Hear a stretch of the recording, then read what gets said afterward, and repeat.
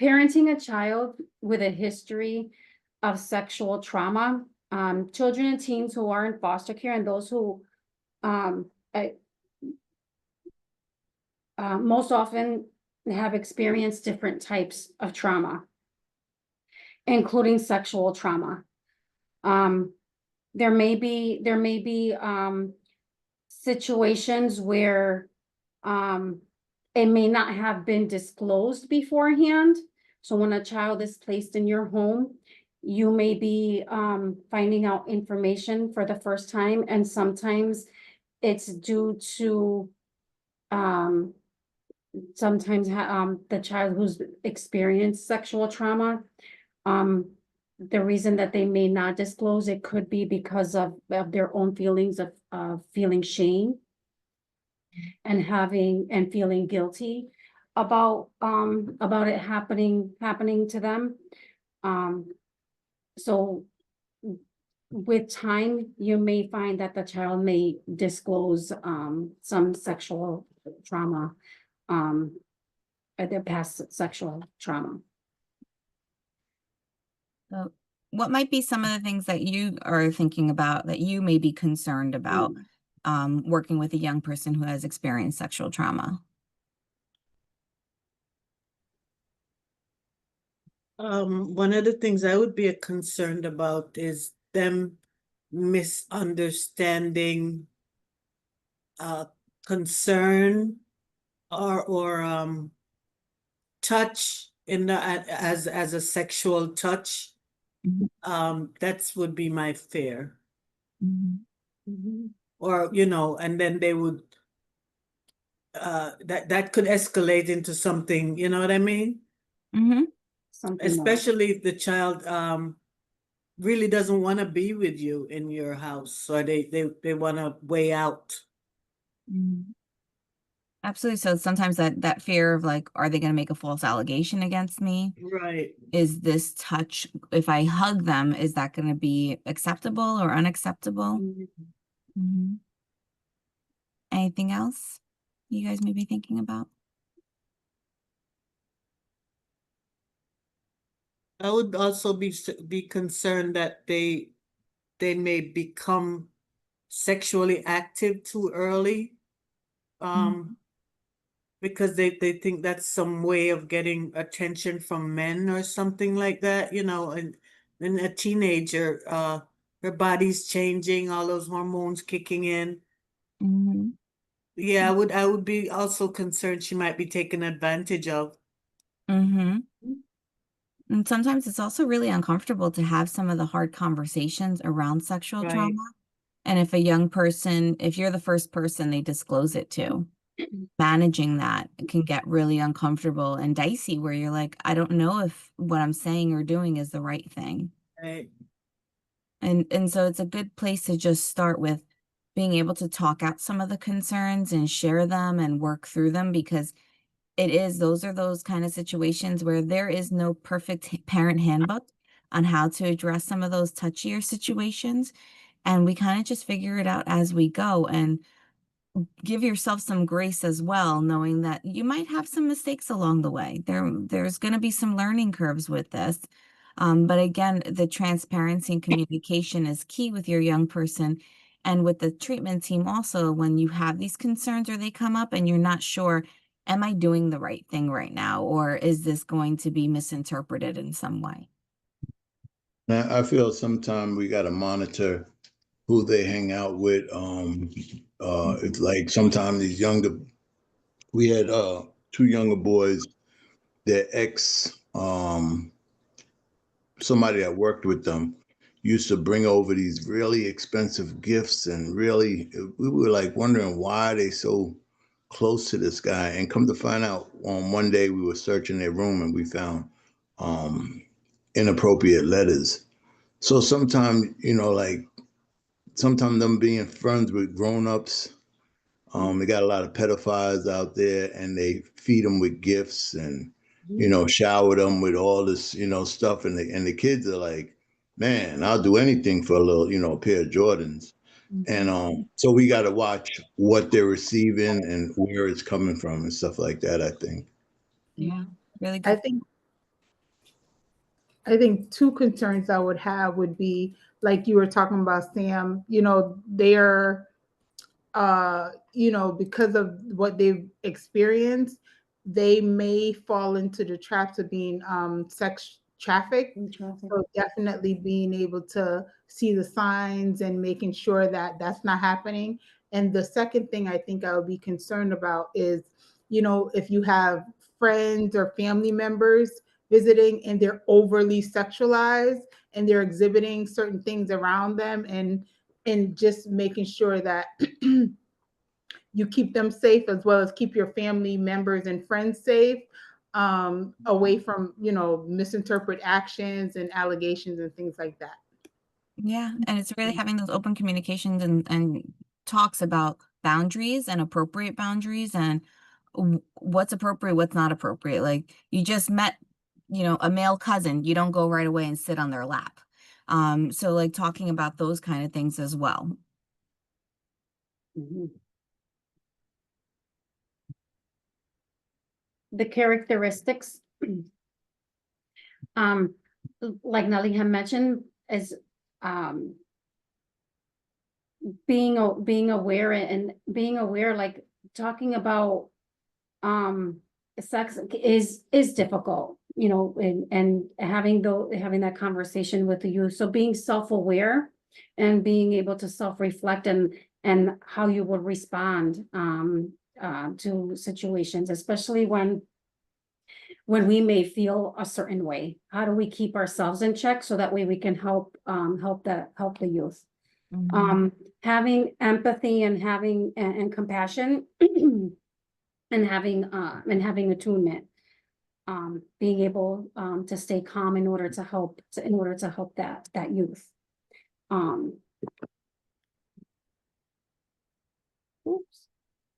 With effectively parenting a child who has experienced sexual trauma, there is a video that's going to highlight some individuals that are going to be speaking to this.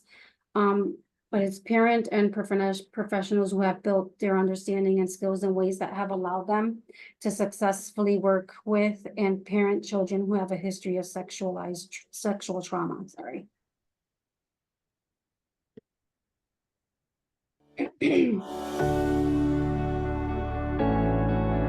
A child in out-of-home care is, by definition, a child who has known separation, grief, and loss. But we know that many children in care have also experienced trauma, including sexual abuse. Growing up in a safe and nurturing family is the best way for children to heal from trauma. But some parents who are fostering or adopting feel ill-equipped to parent a child with a history of sexual abuse. In this segment, we take the fear out of parenting a child with a history of sexual trauma as we learn to identify risk factors for and indicators of sexual abuse. Discuss ways to create an emotionally safe environment where children can process their experiences. Learn strategies to keep children safe and prevent further abuse. And explore ways to promote healthy sexual development. You'll hear from Dr. Shaylin Soma, an expert in child sexual trauma, and Amaryllis Garcia, a licensed mental health counselor specializing in trauma. And we'll visit with Debbie Shug, a parent coach and mother of 8 grown children, 7 of them adopted from foster care, as she describes her family's journey of healing. Debbie's story teaches us that children can and do recover from sexual abuse, that a safe and nurturing family is the most important source of well-being and resilience, and that a family's love and support can break a generational cycle of abuse.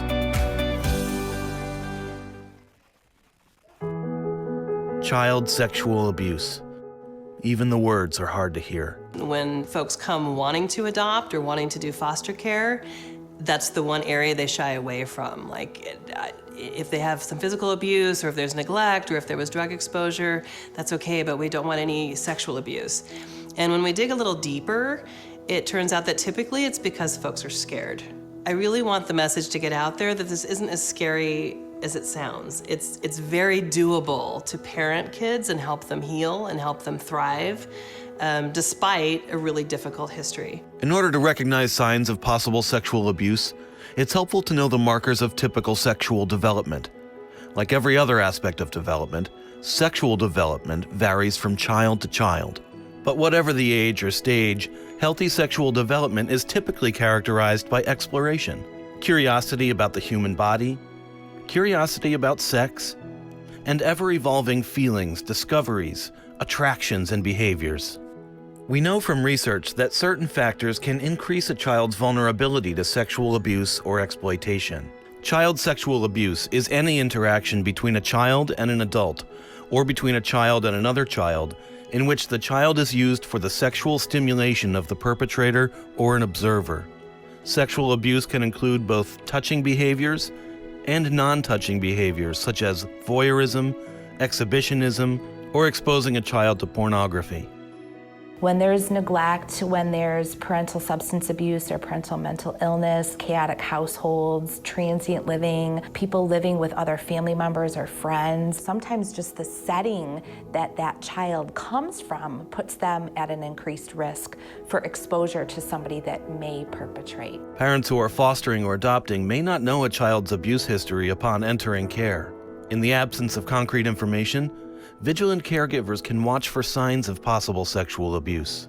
Looking for things that are kind of beyond the ordinary in terms of sexual acting out, playing with toys in a really sexual way. A younger child who's imitating sexual acts through their play, or say like with stuffed animals, or with other toys, or with their same age peers or siblings, that would be a concern because they wouldn't know about that. So anything developmentally more mature than they should be. We had a couple of our kids who masturbated in public, If they were on your lap, they would start rocking. On their heel, they would start rocking. Children who have been sexually abused in the past may act out in sexual ways. They are imitating behavior they've witnessed or that has been inflicted on them. So when you see a child who is acting out in sexual ways because they have stress or worry, anxiety, fear, anger, that would be sexually reactive. Older children may display other indicators of sexual abuse through their habits, moods, and behaviors.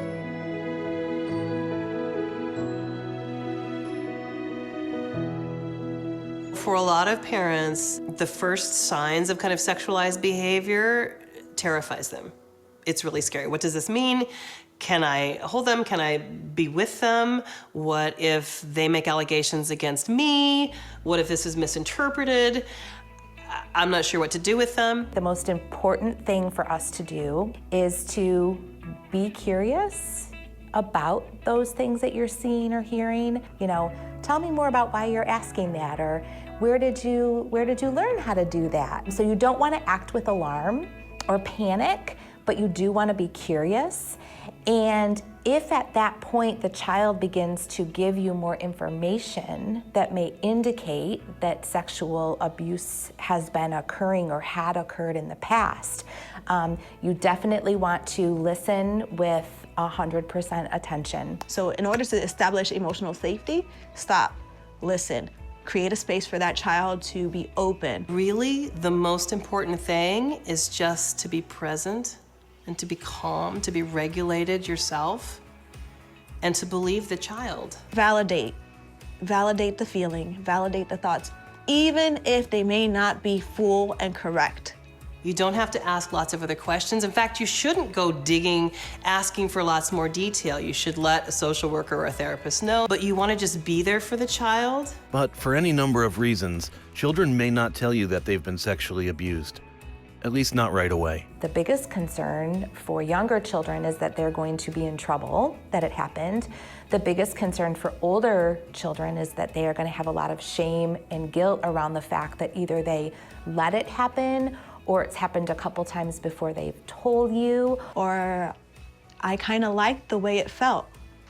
And that's scary and confusing to children, because if I liked the way it felt, then maybe I didn't want the abuse. Or they are fearful of the perpetrator because the perpetrator may have said that they're going to do something to hurt that person or to hurt the people they loved if they tell. Children need constant reassurance that it's safe to tell the truth, that they will be heard and protected no matter what they share. If the message is always that my #1 job is to keep you safe, and that I'm here for you, right? Then it doesn't matter what the information is, because your overriding message is, I'm here to keep you safe. One of the phrases we used with my kids all the time was, there's nothing you can do to make me love you any less. There's nothing that's so bad, it's gonna keep me from loving you. What we know about sexual abuse, and this kind of talks about how to help kids who have experienced sexual abuse, is that our response to that will really impact the trajectory of how they heal and recover from it. As we have seen, child sexual abuse has been linked to a myriad of emotional, social, physical, and cognitive problems. We also know, statistically, that children who have been sexually abused in the past are at a higher risk for abuse and exploitation in the future. A family's love and protection can mitigate that risk. So the more we acknowledge, the more we believe, the more we let them know that no sexual abuse to a child is okay and it is never their fault, they are going to have that sense of self and identity that remains intact. If we start there and we spend as much time as we can developing that supportive, safe relationship, it really sets that family up to have success moving forward. Prevention starts with the parent-child relationship based on trust and open communication. We have to really be able to talk in just a very candid way, the same way we talk about manners, talk about managing money, we talk about all of these things. We're also going to be talking about our bodies and our sexual identities so that the kids have the pieces they need to move forward in a really healthy way. One of the things I did with my girls was we would get books about our growing, changing bodies, and we would take turns reading aloud to each other, right? To get familiar with using the real words for the real parts. At the same time, parents should be careful not to share more information than the child is asking for. Sometimes kids are asking you this big of a question and you're giving this big of an answer. And the poor kid is completely overwhelmed. So really getting parents tuned into what are they actually asking and how are we just kind of giving these incremental pieces so that we're building, truth upon truth upon truth, but not completely overwhelming the kids. Talking about sexuality takes practice and repetition. It's not one conversation. It's an ongoing conversation. What we know is that kids understand things differently at each developmental stage. It's going to shape how they interpret things, what they feel about them, what do they have in terms of kind of worldly context. And giving them the education of what sexual abuse is, what consent is, what healthy relationships are, what unhealthy relationships are. My thought is you're really planting seeds. It's going to be an ongoing conversation. For kids that have been sexually abused, we want to make sure that there is a lot of education around what's appropriate and not appropriate, and then making sure that there's a lot of boundaries in your house. So we just avoided situations where the kids were left unsupervised. It's important to exercise particular caution when it comes to bedrooms, bathrooms, and touch. For so many of our kids where there was sexual abuse, night is a really scary time.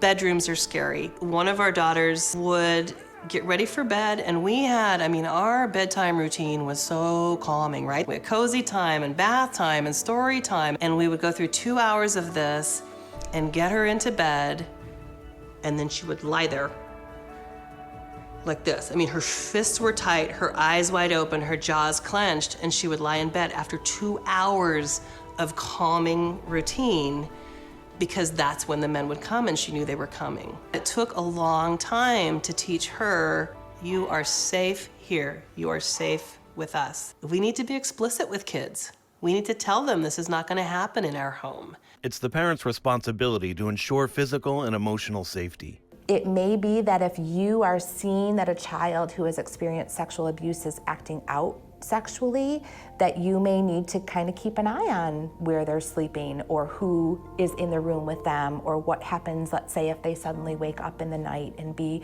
very much aware of those boundaries. And then in terms of bathroom and privacy, letting kids know what is okay and what's not okay. We have kids that have big issues around taking a bath, big issues around potty training. things like that. And we need to look at a lot of this really scary stuff happens in bathrooms. The children in your home may not know about privacy, modesty, and personal boundaries. So for a child who has experienced or been exposed to sex, they may not think anything of opening up the shower curtain when an adult is in the bathroom showering, and letting them know that that is a time when people are, wanting to have privacy. Be attuned to and respect each child's comfort level when it comes to touch. We want to be careful with any sorts of touch. It could be hugging, it could be cuddling, it could be sitting close to somebody on the couch. And starting as early as your child comes to you, even if they come as a big kid, talking about consent. Even with my own grandchildren, if my child or my child's partner is like, go give grandma a kiss goodbye, I'm like, only if you want to. You don't have to do something that makes you uncomfortable just to be polite. On the flip side, you may have a child who has experienced sexual abuse, and they may engage in touching that goes beyond what is appropriate. If a child reaches up, and sometimes they don't even know, and their hand lands maybe on your breast or something, it isn't necessarily sexual, but we're just going to reposition that, right? We're just going to move it. But we also need to recognize that kids still need to be held. Right? And we actually just exacerbate all these feelings of rejection and shame if we put kids at a distance. When they're seeking proximity, they're seeking that closeness, they're seeking that kind of physical, emotional safety. But we're just going to be smart about it. It was really important for our children to still have a lot of sensory experiences, and people kind of equate sexual with sensual and sensory, and it gets all kind of tangled up.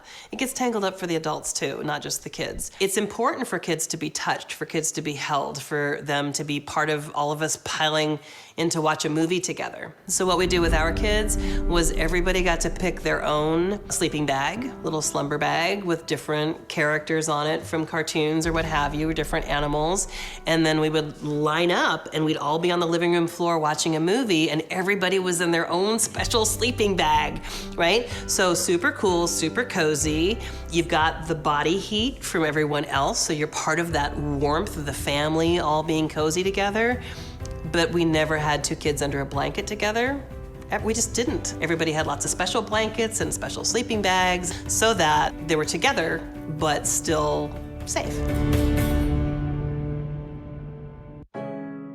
Throughout adolescence, it's important to talk about healthy relationships, boundaries, consent, and safety. Being a parent of teenagers is challenging anyway. And when you've got kids who are vulnerable, who have been targeted in the past, who've maybe been victimized in the past, it does have a whole additional layer that comes to dating and putting themselves in situations where they might be vulnerable again. So those conversations about consent happening at each developmental stage play a really big role. You're helping them see themselves not as a victim, but as a survivor. So that's what being trauma-informed is. One of my daughters, who was at this point in her early 20s, who had done some amazing healing. I mean, this kid had defied all odds in terms of her sense of self, in terms of her finding her way in the world, overcoming years of suicidal ideation from some of her really early horrific abuse. She wanted to get a tattoo, and she wanted to get a tattoo that said damaged goods. And I said, huh. And she said, because that's what I am, right, Mom? I'm damaged goods. And I said, I think of you much more as a survivor. She's like, yes, that's what I want. And all it took was just a message in that moment to completely switch it for her. But if we hadn't had all the groundwork all the way through, then saying it in that moment wouldn't have been effective. It was just reminding her, remember who you are. She was like, oh yeah, I'm a survivor.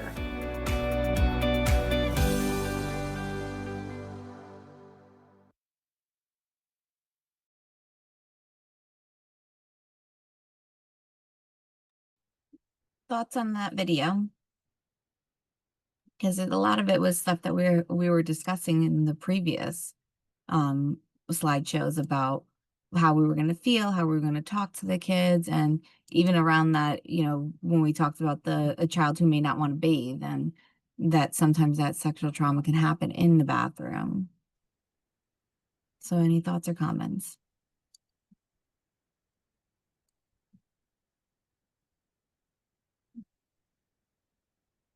So, The last part, when she did the damaged good part, that was just amazing. I thought that was really, really sweet the way she broke it down. Because sometimes kids really feel that they're damaged goods, and we just gotta we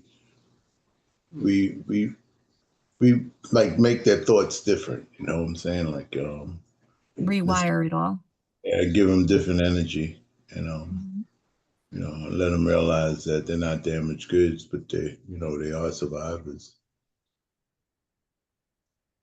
Absolutely. And that's speaking to all the stuff that we've been talking about, when we have to reframe and look at the power of language and how we can look at things in more strength-based perspective.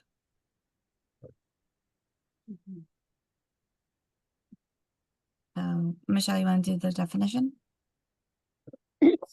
Child sexual abuse is any interaction between a child and an adult or another child in which the child is used for the sexual stimulation of the perpetrator or an observer.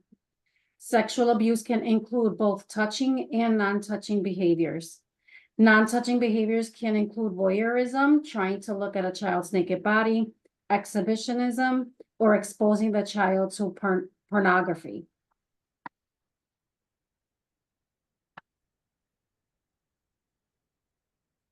As the video had highlighted some of these as the key points, was the risk factors and indicators of sexual abuse, being able to create an emotionally safe environment so that way the child can begin to open up and feel safe enough to do it.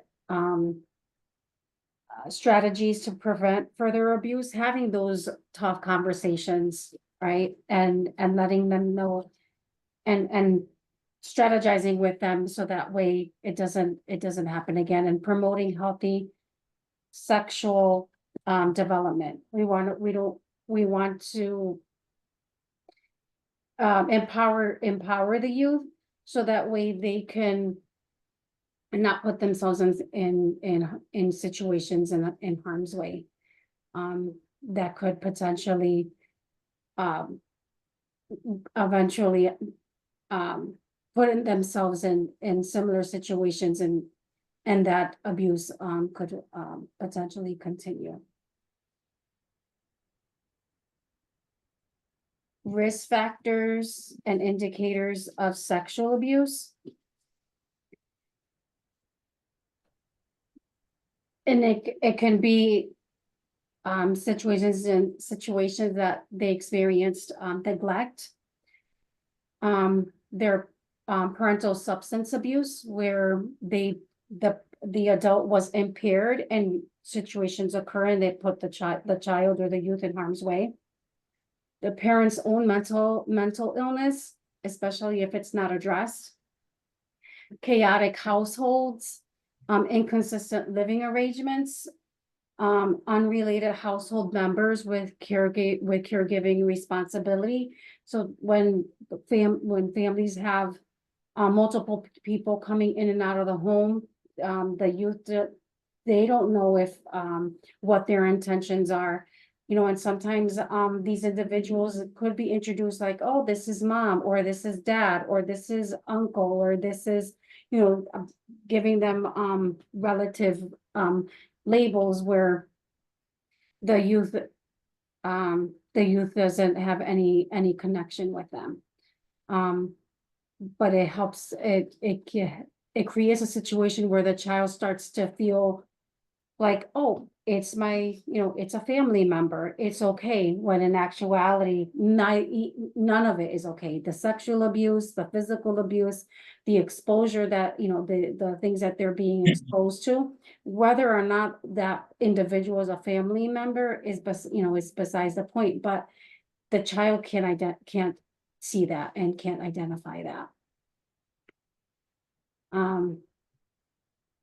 Sexualized behaviors, indicators of sexual trauma.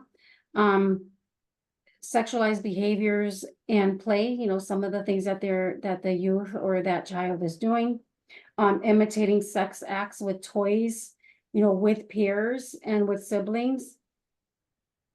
Sexual knowledge not appropriate for their age. Sometimes, sometimes you may hear a 7-year-old getting very explicit, you know, and it could be an indicator, like what were they exposed to? You know, was it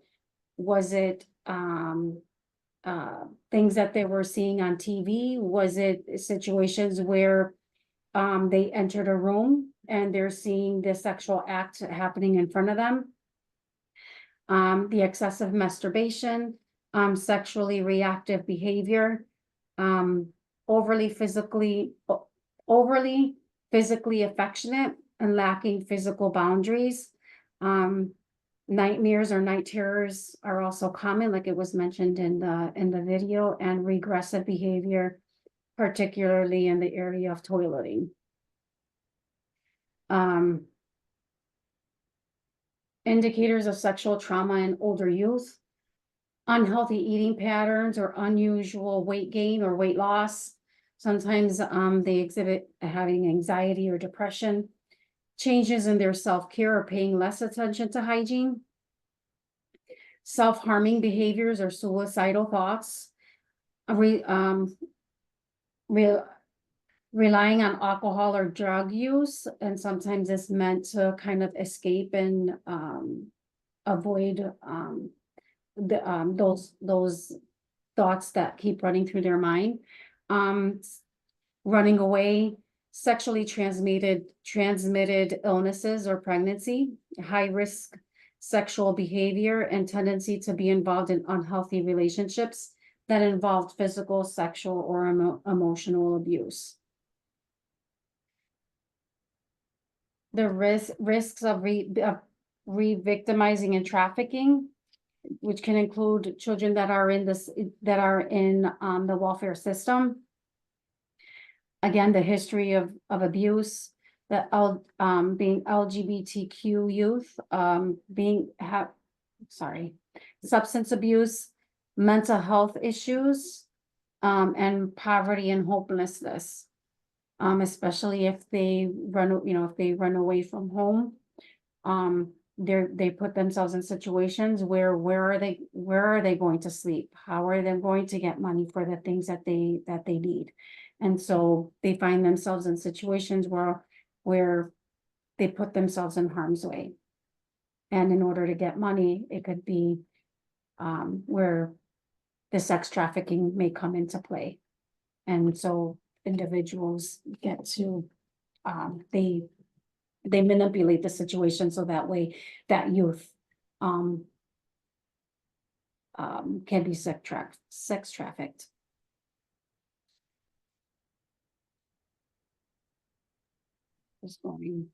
So creating an emotionally safe environment is really crucial, that we're giving the children the safe space to disclose abuse and heal from it. An emotionally safe environment is accepting the child's experiences, feelings, vulnerabilities, fears, and open to understanding the underlying causes of behavior.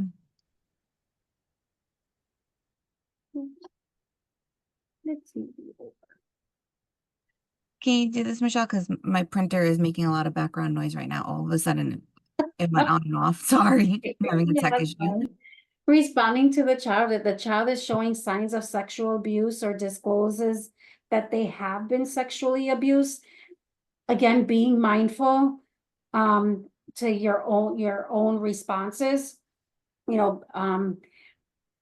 being calm and curious, regulate your own emotions and being open to having that conversation with the child and being able to just listen. Believe the child when the child discloses information, not necessarily probe for specific details, but just allowing the child to just talk. Reiterate to the child and reinforce that sexual abuse is never the child's fault, and advocate for sexual abuse treatment for the child. connecting with the team and letting them know, like, this is what the child, informed me. So that way, the team can also help address that as well. And again, being that, the department is involved, circling back and informing the department as well. Because again, if it's a first time situation that the child is disclosing, that the department needs to be aware of that. The other piece too is, as the child gets more and more comfortable, they may give a lot more information and they may give a lot more details that that the department is going to want to know, so that way they can, if the case is still active, they could add to the information that they already have.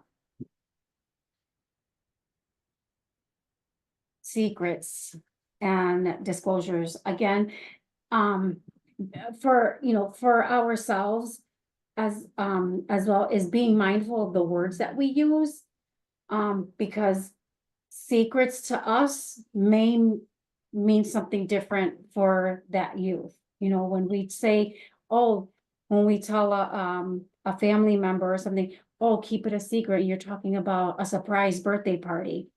With a youth, you have to be very specific and very mindful, because in the past, it could have been used as a way for the perpetrator to use the word as secret, but there's other connotations and to that. And that's how they've been able to manipulate the child to kind of keep quiet as to what was happening. You're utilizing threats, looking to hurt family members. Or, this is just between you and I. And so when we're talking with the youth or with the child, being mindful of the words that we use. And if the disclosure, if a child does disclose and say, don't say anything, you got to promise me, letting the child know that again, depending, you could be upfront and tell the child, like, depending on what you share, I may have to disclose, because we want to make sure that you're safe and that no one's going to hurt you. Just putting it, just being upfront and putting it out there, because again, we don't want the child to feel like, they violated my trust. They promised me and now so-and-so knows and I didn't tell so-and-so. Just being upfront and letting them know that what they're sharing, as far as sexual abuse, isn't their fault, and that the right people need to know. And also being mindful that disclosure doesn't always just happen verbally. Sometimes it could be the child acting something out. It could be in a drawing. It could be them reacting to something they saw on TV or overheard, or something else they may have witnessed. So just being mindful of that as well. So reducing the risks of false allegations, because I know that came up before too. False allegations occur due to the child's blurring of events and perpetrators, misunderstanding a child's statement, birth family reports out of anger or jealousy, child reports due to past trauma, fear, or desire to change placement. I think that was Sophia who said something like that, or Doreen maybe actually earlier as well, as being a concern. Steps to protect yourself. Be honest about what the behaviors you can manage. Get the child's history, ask questions, and document events. There's also in the Parent Resource Manual, one of the NTDCU handouts is House Rules for Sexual Safety, and just looking at how do we protect ourselves, how do we establish healthy boundaries, maybe the rules about, only one person in the bathroom at a time, or you knock before you ever enter a room, things like that, so that we're setting up rules for safety, making sure they feel safe and comfortable, and that you're also protecting yourself as well in those situations. How to respond to an allegation, understanding all reports must be investigated. So again, this is one of those hard ones where we're like, don't take it personal, because some of these reports, when they're made and allegations are made, like Michelle had discussed in our very first class, it has to go through that investigative process. In that first step, they'll make the call, and the caller will be able to say yes or no. Will they take the report and start an investigation or not? based on the information received. And then we kind of have to let the investigation process run its course. But all the while, the treatment team will also keep you informed and updated on what's going on with the investigation and the follow-up steps. No agency procedures on investigations. Michelle is a pro on that, and she will walk you through those steps so that way you're not worried or alarmed or like what's happening now. She'll be able to walk you through all those steps. Be calm, respectful, and factual, and do not question the child about the allegation. We don't need to make it a battle of what was said, trying to show your case that what they said was false. The investigation is going to come out, and the team members will also discuss with you what was said, what was done, and be able to go through the timeline of events. Anything else, Michelle? No, just being mindful that sometimes with kids, depending on their age or developmentally, sometimes when that child just is talking and disclosing, they may not recognize, well, when they say mom, other people don't know who mom is, right? And so that's just something to keep in mind, that when that child is like using the labels as to who the individual is, it doesn't mean that it's foster mom. It could be a previous foster parent. It could have been their biological parent. And so that's what and that's something the investigator will do, is just kind of decipher who that child is referring to. Especially depending how long, how many past placements that the child has had.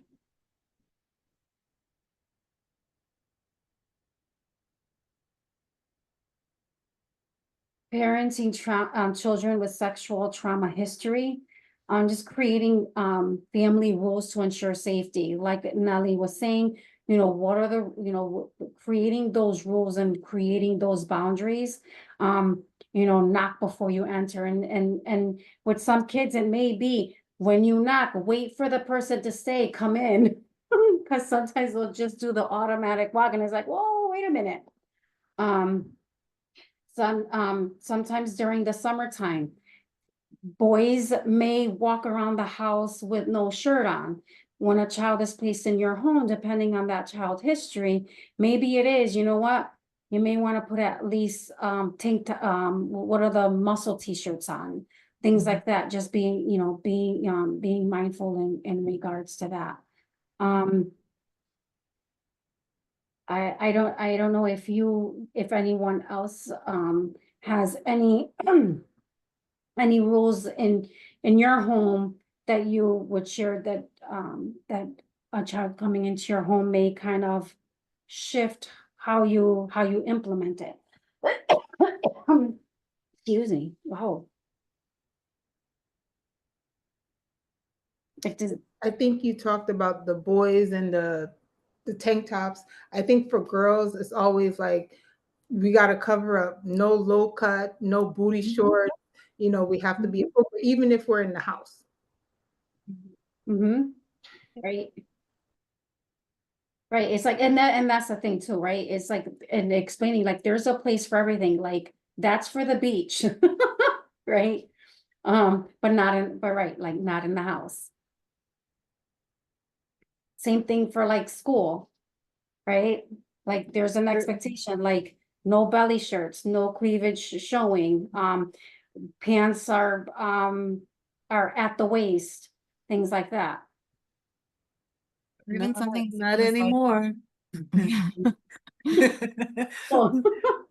Yeah, I would definitely say something like walking around the house, getting out the shower with a towel around you, walking around the house, things like that. Put on a robe, or something like that. And if you don't own one, we can go purchase one. Right. Absolutely. And maybe like if you have youth of different genders in the home, maybe the rule is you don't go into each other's rooms. Mhm. You're only in the living room or the dining room or the kitchen, you know, in the open spaces where they're, you know, the Right. ability to supervise is a little easier. I tell you though, I'm still processing all of this and I'm going, this might be the most difficult situation that a kid might I have that I would really have to really think about it. Mm-hmm. Especially if the child had you know, accused you before and they do the investigation, da da da da da. I don't know if I could trust that child again. You know what I mean? Because I'm sure some cases have happened where they find that it's not true. And what happens in those, do you frequently have people that take the children back? Yeah, there's even been investigations that happen, the child's still in the home, and it's discussed like, hey, this investigation's happening, this is what was reported, and Mhm. it being built into the clinical sessions around that as well, to have that transparency and communication to support and say, what was going on? Why was the allegation made? And working with the young person on that. Okay, so it depends on the circumstance. Mhm. Mm-hmm. Case by case, absolutely. Okay. And just before we move on to is sometimes it's pre-work. I don't know if I'm using the right term, but like if you're going to have family members coming over to the home, or you may have a relative that's going to stay over for like a night or two. Informing the youth, letting them know this is what's happening. But in the event that they feel nervous or they feel scared, that they can come to you. So just kind of prepping them, like this is a change that they're not, you know, that they're not used to. So prepping them and letting them know this is what's happening, this is what it's gonna look like. And for whatever reason, if you feel a certain way, come, you know, come find me and we can have, a discussion, we can talk it through. And that, you know, and reinforcing, you know, it's a safe place, you know, not, you know, I'm here, I'm not gonna, you know, I'll be here to, you know, I'll be here during the time that that individual is here. Especially again, because of the sexual abuse, and we don't know the environment that they come from, it can trigger a whole lot of memories there. But prepping them, hopefully it'll help alleviate some of that stress level that occurs, so that way they can adapt. Strategies to prevent further abuse. Again, being able to have those discussions with the youth, building a strong relationship between yourself and the youth. Ongoing conversations, because we know this is not gonna be a one-time thing, it's going to be an ongoing thing and ever changing, because the child doesn't stay the age that they're in. In my world, like when I first meet the child when they're 10, and when I see them 6 years later, but in my mind, that whole time that I've seen the child, like in my mind, they're still 10. But we know that as a child continues to grow, there's going to be ongoing conversations with the child. I want to say, during the video, it was mentioned that educating the child about consent. You know, that it's okay for the child to say, no, I don't want you to kiss me. No, I don't want a hug right now. You know, getting that permission, and allowing for the child to feel like this is my body, this is my space, and right now I don't want anyone entering my bubble. It's okay to say that.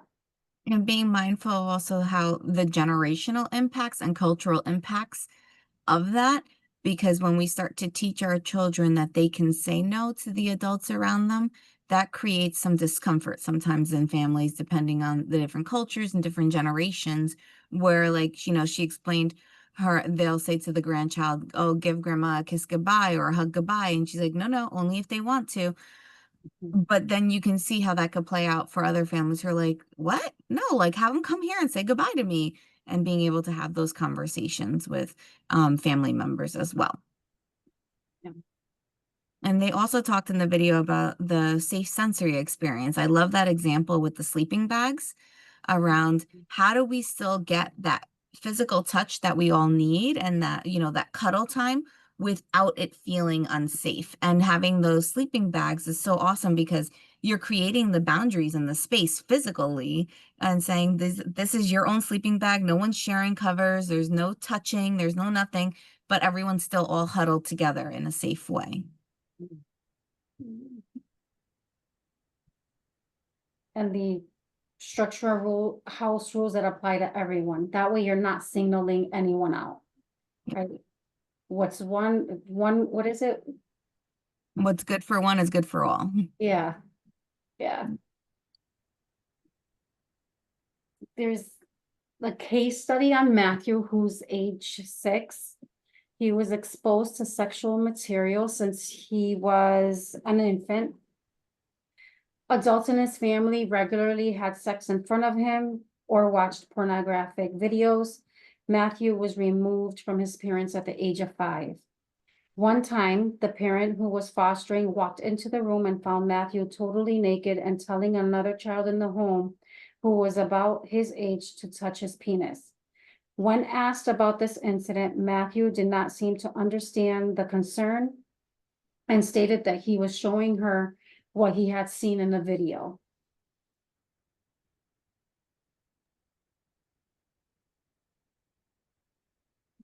Sorry, didn't mean to go forward. What are your thoughts on how do you think you would approach the situation?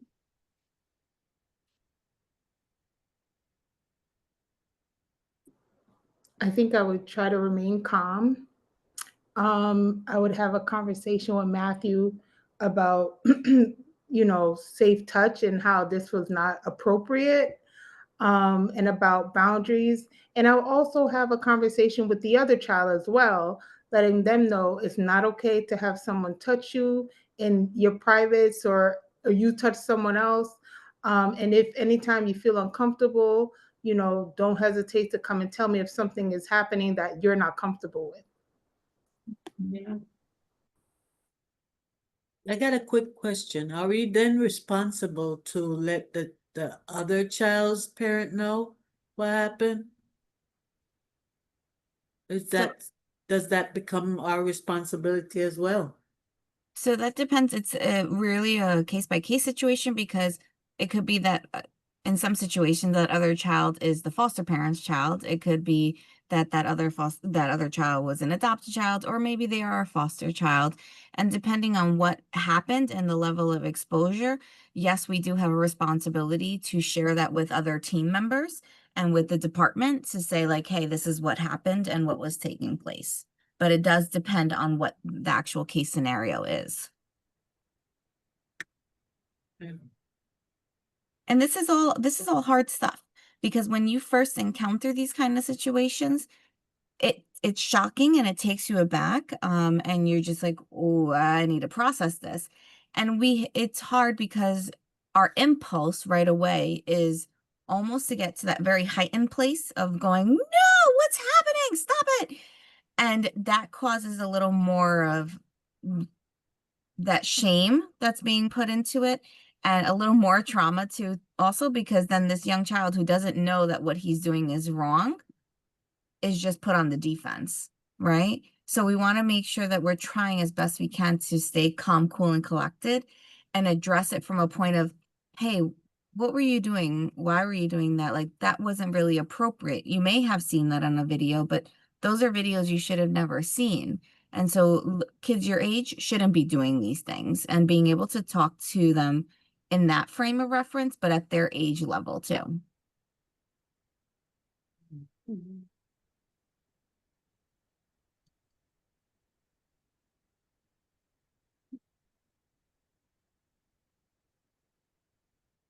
What are atypical sexual behaviors?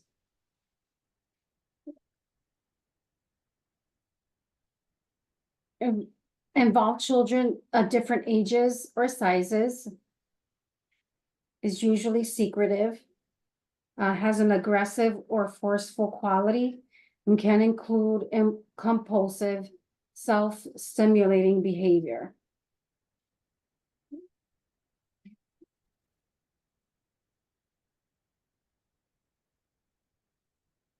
So managing sexualized behaviors, seeking professional help, providing safety and supervision in your home, always talking to your team members.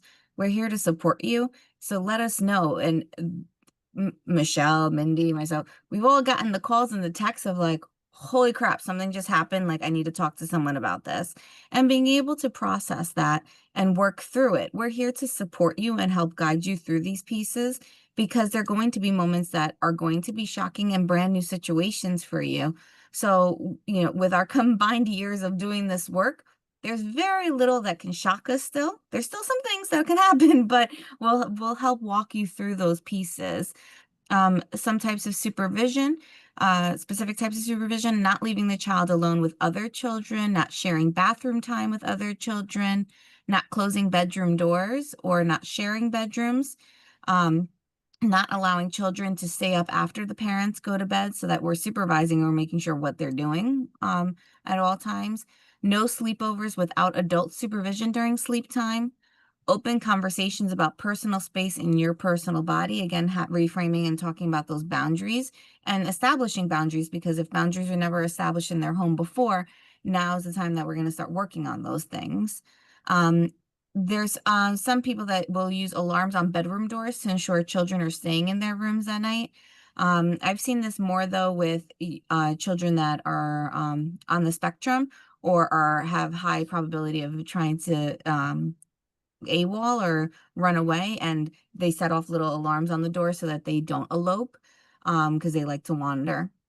And talking to other children in the home about sexual safety. So again, it's also like Michelle was saying, what's good for one is good for all. So if there's multiple children in the home, it's talking about what is sexual safety and what are appropriate boundaries, not just for the child who has experienced sexual abuse and trauma, but also for the other children, so that they're talking openly as well about that and being taught that. Promoting healthy sexual development. So in the resource manual on page 181, it goes more into details on promoting sexual development. I can't remember, Michelle, if there was something else you wanted to address with this section. No. No, right?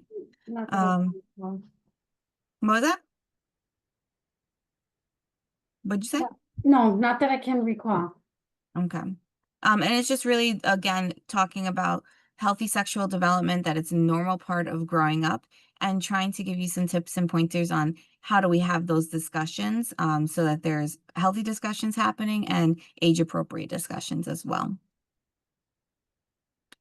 So conversations about sexuality, really having those open dialogues around sexual identity.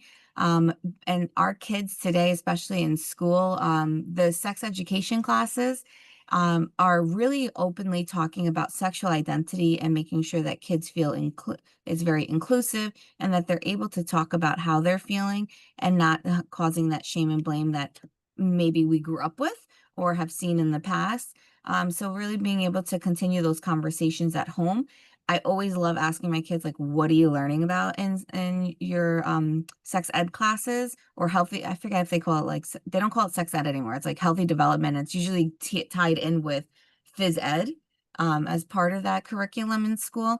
But asking them, what are they learning? What kind of language is being taught? What are they being exposed to, so that you can continue to reinforce those ideals and talk to them openly about it, so that you're educating them appropriately and they're not getting misinformation from peers or the internet, because, you know, social media spreads a lot of stories to our kids.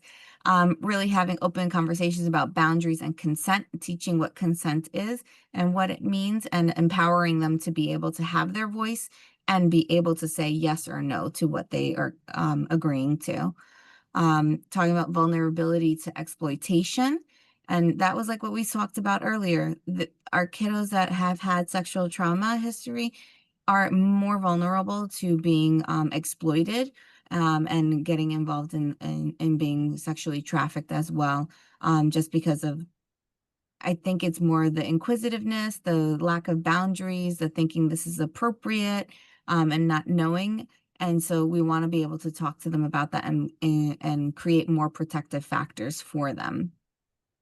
Again, as we keep saying, candid conversations, transparency is key, being able to create that trusting and open relationship with your kids so that they can talk to you and come to you as the source of knowledge, as opposed to going to their friends who are not the best source of knowledge. And allowing our kids to be able to say no, to you, to other family members and other adults, without it being looking like a sign of disrespect, but more as it's advocating for themselves and being able to speak up for themselves and have their voice. Michelle? Think of, hold on, AJ, hold on. Sorry. Think about your childhood and how you were given messages about boundaries, protection of your body and privacy. And what were those messages? If anyone wants to share. I think it was just having those conversations with my parents. No one is supposed to touch you in your private areas.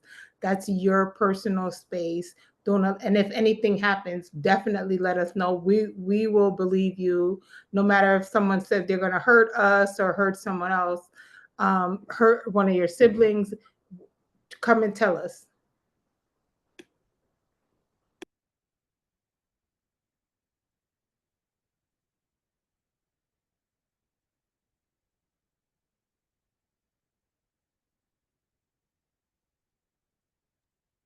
Anything else with that, guys? Any other ideas around boundaries? I recall one thing, when I remember my mom telling me about the uncomfortable feeling.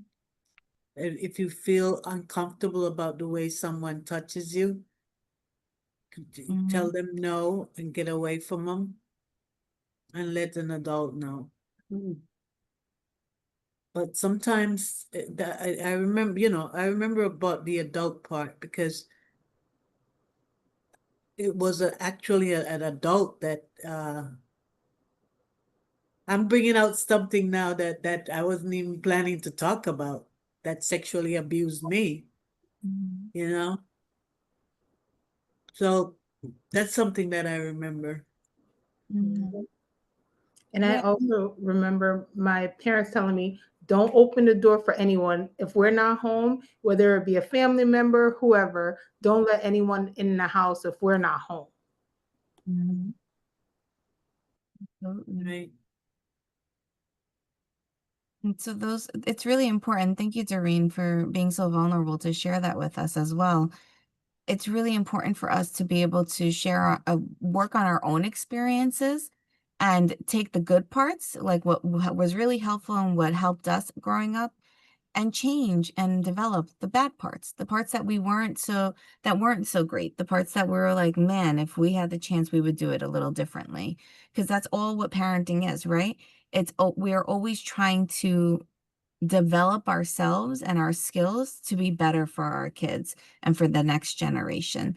So yeah, there are things my parents did that I wish they hadn't done, and wish they had done differently, but they were working with the best skills that they had at the time, right? And what they could do at that time. So I don't hold ill will towards it.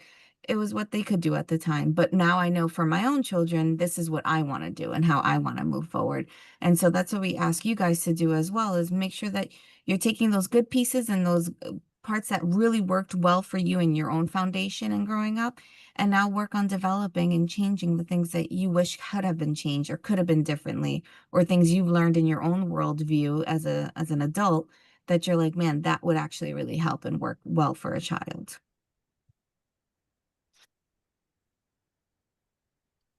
I'm going to end the recording there.